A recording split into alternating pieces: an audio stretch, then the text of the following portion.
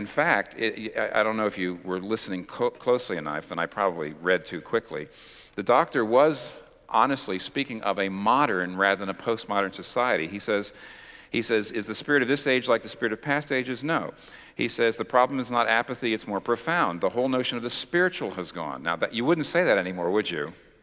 He was talking about a much more rationalistic, modern situation in which science and reason was still seen as the savior of humankind. And of course, everybody's spiritual now. But if anything, our traditional evangelism is even less effective because in a postmodern situation, you've got three problems. You've got the truth problem. All truth claims are perceived as constraints and power plays. All truth claims are seen as exclusive. Secondly, you've got the guilt problem. Under Freud, who was the quintessential modern thinker, under Freud and psychoanalysis, everybody was filled with neurotic guilt.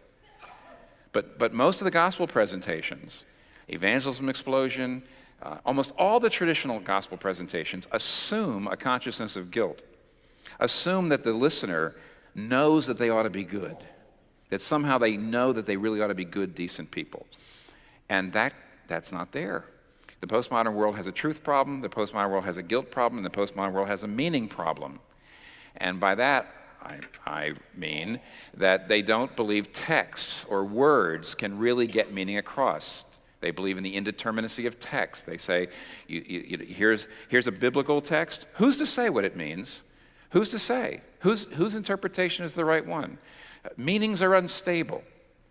Now, how do you preach the gospel that way? So you have a truth problem, you have a guilt problem, you have a meaning problem, and they didn't even have those when the doctor was saying what he said in 1959. What are we going to do?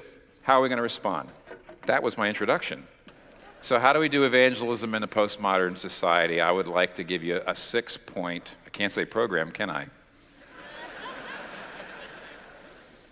6 points to an approach. And where the doctor looks at Mark 9 as a kind of picture, the disciples trying to cast the demon out, he looks at Mark 9 as a kind of picture of trying to do evangelism in a modern world. I think Jonah is my best representation of the church trying to do evangelism in a postmodern world. So I'd like to root all 6 of the things I'd like to say about how we do evangelism now in the narrative of his life.